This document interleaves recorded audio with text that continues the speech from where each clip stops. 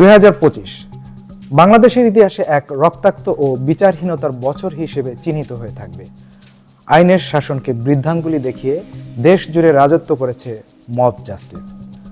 আইন ও সালিশ কেন্দ্রের সর্বশেষ প্রতিবেদন বলছে, বিগত এক বছরে মব সন্ত্রাসের বলি হয়েছে 197 জন, যা পূর্ববর্তী বছরের তুলনায় প্রায় 54% বেশি। আশোকের তথ্য মতে অন্তর্বর্তী সরকারের মেয়াদে এখন পর্যন্ত অন্তত 193 জন মব সন্ত্রাসের শিকার হয়ে প্রাণ হারিয়েছেন।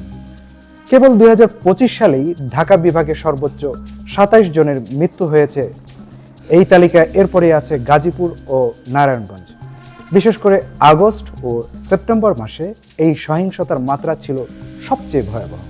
এই সহিংসতা থেকে রেহাই পায়নি নারী, শিশু কিংবা শারীরিক প্রতিবন্ধীরাও।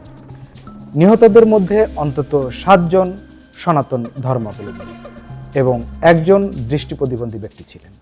এমনকি মুক্তিযোদ্ধা ও বাউলদেরও হেনস্থা করে গলায় জুতার মালা পরানোর মতন বর্বরোচিত ঘটনাও ঘটেছে। রাজনৈতিক ভিন্নমত, ধর্মীয় উগ্রবাদ আর গুমের ডালপালা বেয়েই এই হত্যাকাণ্ডগুলো সংঘটিত হয়েছে। 2025 সালের 18 ডিসেম্বর দিনটি সংবাদপত্রের ইতিহাসে এক কালো অধ্যায়।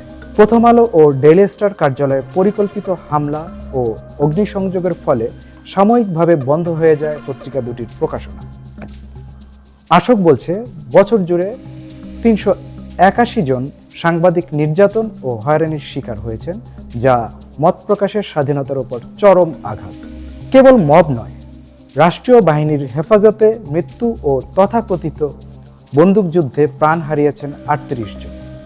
এছাড়া দেশের বিভিন্ন কারাগারে মারা গেছেন অন্তত 107 জন বন্দী, যার বড় একটি অংশই ঘটেছে ঢাকা কেন্দ্রীয় কারাগারে। 401টি রাজনৈতিক সংঘাত কেড়ে নিয়েছে আরও 102টি প্রাণ। মব গঠন করে পরিকল্পিত হামলা আর লুটপাট বাংলাদেশের মানবাধিকার পরিস্থিতিকে এক চরম সংকটের দিকে ঠেলে দিয়েছে। আইনের শাসনের অনুপস্থিতি আর বিচারহীনতার এই সংস্কৃতি ভাঙতে না পারলে 2026 সালেও হয়তো এমন কোনো রক্তাক্ত সংবাদের সাক্ষী হবে।